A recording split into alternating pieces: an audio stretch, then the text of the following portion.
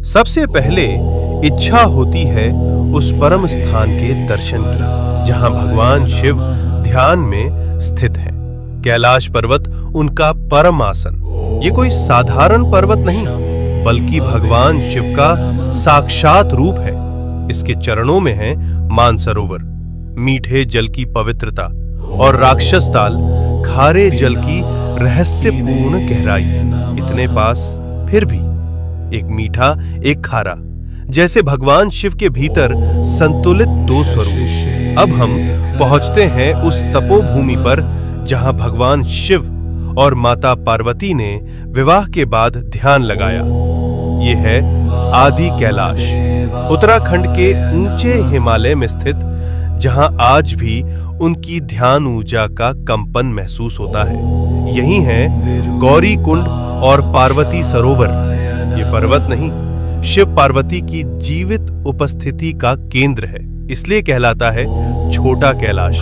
और पास ही स्थित है ओम पर्वत, जहां बर्फ पर स्वतः उभरा ओम दिखाई देता है, जैसे शिव का मौन मंत्र इस भूमि में गूंज रहा हो अनंत काल से।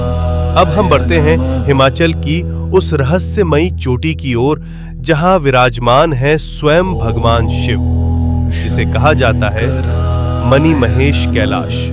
इस पर्वत की चोटी से दिखाई देती है एक दिव्य मणि। मान्यता है जब भगवान शिव प्रसन्न होते हैं तो ये मणि दिव्य तेज प्रकट करती है, जो भक्तों के जीवन में भर देती है एक दिव्य प्रकाश। इसके चरणों में स्थित है पवित्र मणि महेश झील, जहां हजारों श्रद्धालु हर वर्ष स्नान करते हैं और भगवान शिव का आशीर्वाद प्राप्त करते हैं। अब हम पहुंचते हैं हिमालय की उस ऊंचाई पर जहां की हवा भी हर हर महादेव का जप करती है। यह है श्रीखंड महादेव। यहां स्थित है एक भव्य प्राकृतिक शिवलिंग। यहां तक पहुंचने का मार्ग अत्यंत कठिन, लेकिन कहा जाता है जिसे स्वयं भगवान शिव बुलाते हैं वही इस दिव्य शिखर तक पहुंच पाता है। श्रीखंड महादेव केवल एक शिवलिंग नहीं, ये है भगवान शिव का हिमालयी सिंहासन। अब हम पहुंचते हैं भगवान शिव के एक और दिव्य धाम पर, हिमाचल की उस रहस्यमयी भूमि में किन्नौर कैलाश। यहां स्थित है सदियों पुराना एक विशाल शिवलिंग, जो अपने आप में अपार ऊर्जा समेटे हुए। और कहा जाता है यात्रा के दौरान कई भक्तों को ब्रह्म कमल के दर्शन भी हुए हैं। ओम नमः शिवाय।